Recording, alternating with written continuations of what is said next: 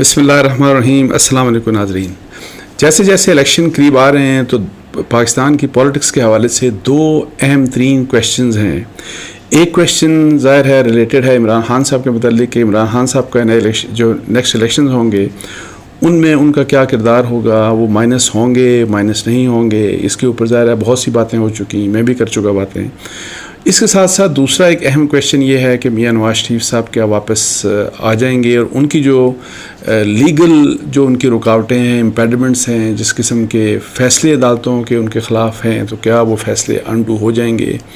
اور کیا وہ الیکشن میں پارٹیسپیشن ان کی پورے طریقے سے ایک ایکٹیو پارٹیسپیشن اس طرح کی ہوگی کہ وہ اپنی پارٹی کو الیکشن کیمپین میں لیڈ بھی کریں اور پھر الیکشن لڑیں بھی، اور پھر وہ نیکسٹ جو بھی اگر فرض کریں وہ الیکشن جیتتے ہیں تو وہ ان کا چانس کہ وہ کینڈیڈیچر کے لیے پرائم منسٹرشپ کے لیے کیا وہ بھی کینڈیڈیٹ ہوں گے کہ نہیں ہوں گے. تو اس لحاظ سے جیسے میں پہلے کہہ رہا تھا کہ عمران خان صاحب کے متعلق تو باتیں ظاہر ہے بہت سی ہو چکی ہیں، میں بھی اس کے اوپر بات کر چکا. تو آج میاں نواز شریف صاحب کے بارے میں بات کریں گے کہ ان کی جو جن لیگل امپیڈمنٹس کی بات کریں، جن مشکلات کی قانونی مشکلات اور عدالتی مشکلات کی کیا وہ حل ہوتی ہوئی نظر آ رہی ہیں کہ نہیں آ رہی. اچھا، اس کے اوپر ظاہر ہے آپ کو پتہ ہے کہ دو قسم کے ان کے متعلق کیسز ہیں. ایک تو ان کی کنوکشنز ہیں ایون فیلڈ اور العزیزیہ کیس میں. ان کیسوں میں تو خیر اتنی جان نہیں، اور وہ دونوں کے دونوں اپیلیں جو ہیں وہ اس وقت اسلام آباد ہائی کورٹ میں پینڈنگ ہیں. اور چونکہ ایک کیس میں ان کے جو کو ایکیوزڈ مریم کی بریت ہو چکی ہے، اور جب آپ اگر اس کیسز کو پڑھیں، اور ایون اس سے پہلے جب ان کی میاں نواز شریف صاحب کی ان کیسز میں جب ضمانت ہوئی تھی، اگر ان کیسز کو بھی آپ پڑھیں تو یہ فیصلے بہت کمزور فیصلے ہیں. اور ایک یعنی کہ عمومی طور کے اوپر اگر آپ لیگل ایکسپرٹ سے پوچھیں تو یہ کہا جا رہا ہے کہ جی یہ کیسز جیسے ہی وہ مطلب ہے کہ اپیئر ہوں گے اور ان کی اپیل اگر سنی جاتی ہے تو یہ جو جوڈیشل اسکروٹنی ہے اس کے اوپر یہ پورا نہیں اتریں گے اور یہ کیس ختم کر دیے جائیں گے. جو اصل مسئلہ دوسری طرف ایک اور ہے جو میاں نواز شریف صاحب کے لیے ہے کہ جی ان کی جو for life disqualification supreme court of Pakistan نے کی تھی جب پاناما کیس میں ان کی کنوکشن ہوئی. ان کی کنوکشن یہ کہ جی وہ صادق رمی نہیں ہیں، اور اس کے لحاظ سے 62(1)(f)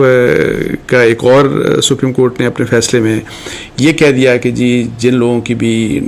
ڈسکوالیفیکیشن ہوئی 62(1)(f) کے تحت وہ ڈسکوالیفیکیشن فار لائف مطلب ہوگی، تصور ہوگی.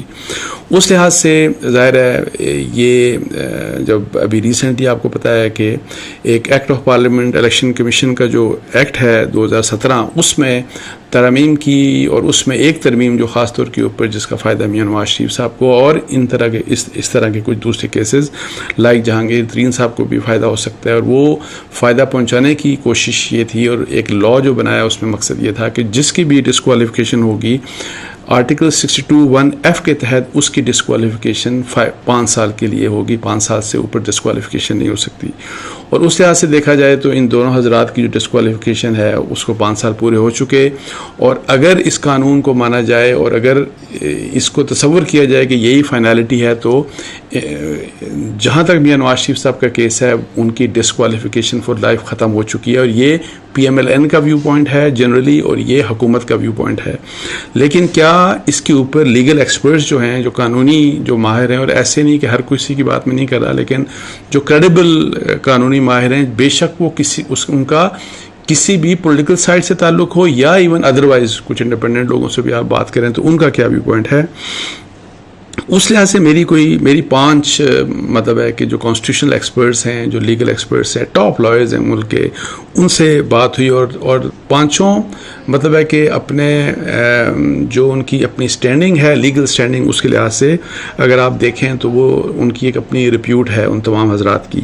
اچھا، ان میں جن 5 لوگوں سے میری بات ہوئی تو اس میں ایک خواجہ حارث صاحب ہیں جو کہ پہلے آپ کو یاد ہوگا کہ جو ریپرزینٹ کرتے رہے ملٹیپل کیسز میں میاں نواز شریف صاحب کو، جب ان کے اوپر مشکلات تھیں ان کو وہ ریپرزینٹ کرتے رہے، اور العزیزیہ کیس میں بھی وہ ریپرزینٹ انہوں نے کیا تھا. خواجہ حارث صاحب بہت بڑا نام ہے پاکستان کے مطلب ہے کہ لیگل فریٹرنٹی کا. اور آج کل وہ عمران خان صاحب کو میرا توشاہانہ کیس میں بھی اور شاید کچھ اور کیسز میں بھی عمران خان صاحب کو آج کل خواجہ حارث صاحب ریپرزینٹ کر رہے ہیں. اچھا، پھر اس کے علاوہ میری شاہ خاور صاحب سے بات ہوئی جو پروسیکیوٹر جنرل بھی رہے نیب کے, اور اٹارنی جنرل بھی شاید کسی گورنمنٹ میں وہ رہے, ریپیوٹیڈ آدمی ہیں, ان سے بھی میری بات ہوئی. پھر میری بات ہوئی حامد خان صاحب سے, جن کا تعلق پی ٹی آئی سے ہے, لیکن تعلق بے شک پی ٹی آئی سے ہو, میں نے جیسے کہ بتایا کہ ان کی اپنی ایک لیگل سٹینڈنگ ہے, اپنا لیگل ویو ہے. زاہد حامد صاحب یہ بھی ایک بہت مطلب ہے کہ ریناؤنڈ لیگل مائنڈ ہے, اور ان کا تعلق ویسے ظاہر ہے وہ پی ایم ایل این سے ہے, ان سے بھی میری بات ہوئی. اور پھر بیرسٹر ظفر اللہ خان, یہ ایکس بیوروکریٹ, وہ سرکاری وہ ڈی ایم جی کے آفیسر رہے, پھر بعد میں انہوں نے ڈی ایم جی سے مطلب ہے کہ گورنمنٹ سروس سے ریزگنیشن دے کے پھر انہوں نے ایل ایل بی کیا بیرسٹرشپ کی باعث سے, اور پھر وہ اب لا کافی عرصے سے لا پریکٹس کر رہے ہیں. اور نواز شریف صاحب کے ٹینیور میں یہ سیکرٹری لا بھی رہے, اور پھر ان کے اسپیشل اسسٹنٹ آن لا بھی رہے ظفر اللہ خان صاحب. سو یہ 5 لوگوں سے میری بات ہوئی, اور میرا کویشچن یہ تھا کہ کیا میاں نواز شریف صاحب کی ڈسکوالیفیکیشن فار لائف وہ اس وقت ہے یا وہ ختم ہو چکی ہے.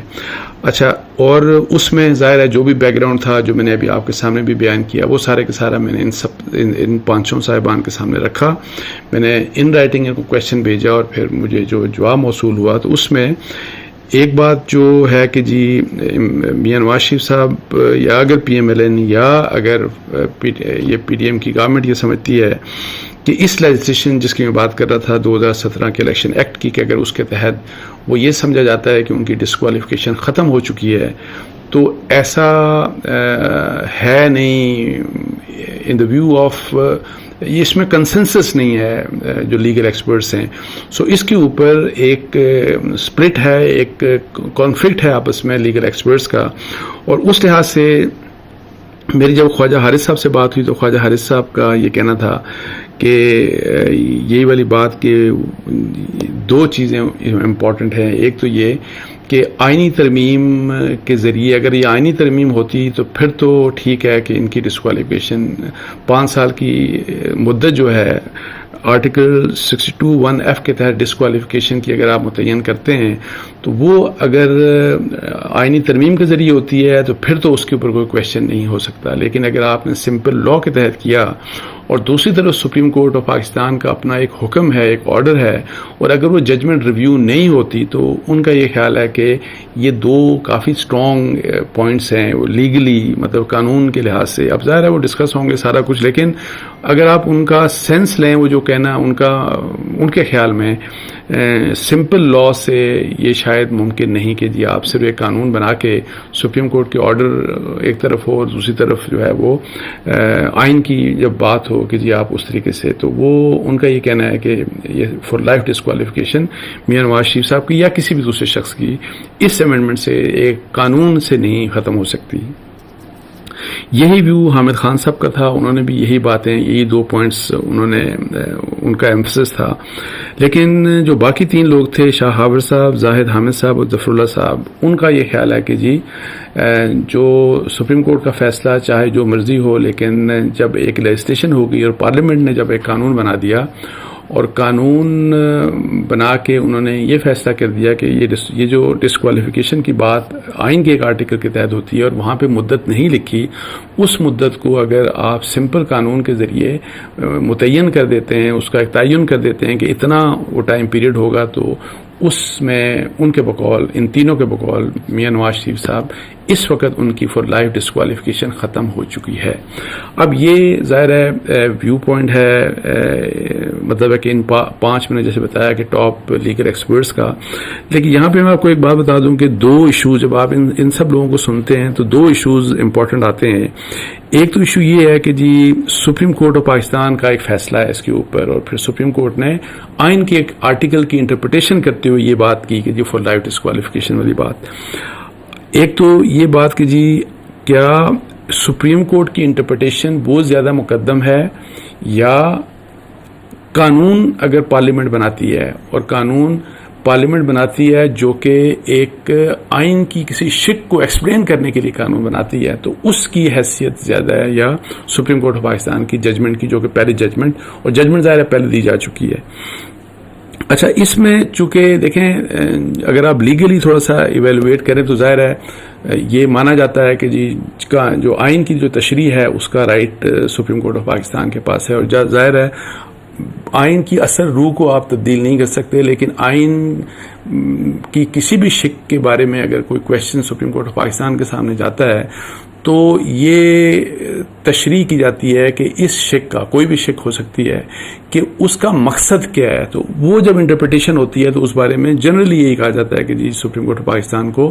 اس کی انٹرپریٹیشن کا رائٹ ہے۔ لیکن ایٹ دا سیم ٹائم میں آپ کو بتاؤں کہ جو آئین، ہر چیز آپ کو پتا ہے کہ آئین میں ہر چیز کا تعین نہیں ہے، آئین میں ہر ڈیٹیل جو ہے وہ آپ کو نہیں ملے گی، بہت سے سو اسی لیے جب آئین ایک بیسک لیگل فریم ورک جو ہے وہ دیتا ہے ملک کا، اور پھر اس آئین کے تحت قوانین بنتے ہیں، اور پھر ان قوانین کے تحت رولز بنتے ہیں، ریگولیشنز بنتے ہیں، اور اس لحاظ سے مختلف یہ جو کاروباری زندگی ہے، جو حکومت کے معاملات ہیں، جو سارے معاملات ہیں، وہ سب کچھ چلتے ہیں۔ تو اس لحاظ سے جو 62(1)(f) ہے، ایک طرف انٹرپریٹیشن آ گئی جو کہ رائٹ کہا جاتا ہے کہ ظاہر سپریم کورٹ آف پاکستان کا رائٹ ہے، دوسری طرف ایک رائٹ ہے لیجسلیچر کا، مطلب ہے کہ پارلیمنٹ کا، کہ اگر انہوں نے ایک جو یہ معاملہ ہے آئین کا، آئینی شک کا، اس شک میں اگر کوئی چیز ایکسپلین نہیں ہے، اور اگر انہوں نے اس کی ایکسپلینیشن دے دی ہے تو اس کے اوپر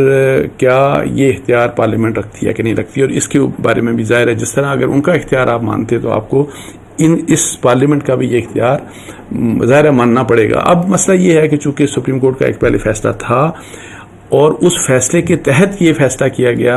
اور اسی کی ظاہر ہے چونکہ یہاں پہ کانفلکٹ یہ آ گیا کہ جو پارلیمنٹ نے فیصلہ کیا وہ ان کانفلکٹ ہے اس ججمنٹ کے، اس فیصلے کے جو سپریم کورٹ پاکستان نے دی تھی۔ تو یہ وہ ایشو ہے جو کہ ایشو دوبارہ اب ظاہر ہے کوئی کسی کو اچھا لگے یا نہ لگے، یہ معاملہ جانا دوبارہ سپریم کورٹ میں ہے۔ اب کس وقت جائے گا، کس وقت نہیں جائے گا، ابھی تک کسی نے چیلنج نہیں کیا اس لحاظ سے، اور فرض کریں کہ میاں نواز شریف صاحب واپس آتے ہیں اور آ کے اپنی کیمپین سٹارٹ کر دیتے ہیں تو ہو سکتا ہے اس وقت کوئی لے کے چلا جائے اور سپریم کورٹ آف پاکستان میں یہی والی بات کرے، تو پھر یہ ٹوٹل ڈیپینڈ کرتا ہے کہ کون جج حضرات بیٹھے ہیں ان کا، اور یہ جو لیگل مائنڈ جو میں نے آپ کو بتایا نا کہ 5 جو میں نے آپ کو ٹاپ لائرز کی بات بتائی کہ وہ کیا سوچتے ہیں، اسی لحاظ سے چونکہ جو جج جو ہوتے ہیں وہ بھی لیگل مائنڈ ہوتے ہیں، اور وہ بھی پہلے ظاہر ہے وکلا ہوتے ہیں، وہ لا پریکٹس کر رہے ہوتے ہیں پہلے، اور پھر انہوں نے آ کے تو وہ جج بنتے ہیں، پہلے ہائی کورٹس میں آتے ہیں، پھر سپریم کورٹ آف پاکستان میں آتے ہیں۔ تو اگر یہ 2 ویو پوائنٹس یہاں پہ ہیں وکلا میں ہیں، تو یہی 2 ویو پوائنٹس بالکل میں آپ کو بتا دوں کہ وہاں پہ بھی ہوں گے، سپریم کورٹ ہو، ہائی کورٹ ہو، ججز کی جب بات کریں ججز میں بھی ہوں گے، اور ڈپینڈ یہ کرتا ہے کہ جی اس طرح کی سچویشن اگر میاں نواز شریف صاحب کی آتی ہے تو اس وقت پھر کیا ہوتا ہے، کوئی اس کو چیلنج کرتا ہے، اگر کوئی چیلنج کرتا ہے تو کس قسم کا بینچ بنے گا، پھر کس قسم کے ججز ہوں گے اور کس قسم کا فیصلہ آئے گا۔ یہ وہ چیز ہے جو کہ میری نظر میں چونکہ ایک خطرہ موجود ہے، تو اس لحاظ سے اگر یہ سمجھا جائے، اگر پی ڈی ایم یا پی ایم ایل این یا میاں نواز شریف صاحب یا ان کے لوگ یہ سمجھتے ہیں کہ میاں نواز شریف صاحب کی یہ والا مسئلہ حل ہو چکا، میرے خیال میں کہ یہ مسئلہ حل نہیں ہوا، اور یہ مسئلہ، یہ مشکل جو ہے یہ ان کو ہانٹ کر سکتی ہے ان کے آنے کے بعد، اور الیکشنز کے بارے میں، اور جب تک یہ چیز اس معاملے میں ان کو کلیئرٹی نہیں ملتی اور اس بارے میں کوئی فیصلہ نہیں ہوتا، میاں نواز شریف صاحب کا وہی والی بات کہ جی پاور پالیٹکس میں واپس آنا اس وقت تک ممکن نہیں ہوگا۔ تو اس کے ساتھ ہی مجھے اجازت دیجیے، جزاک اللہ، السلام علیکم ورحمۃ اللہ۔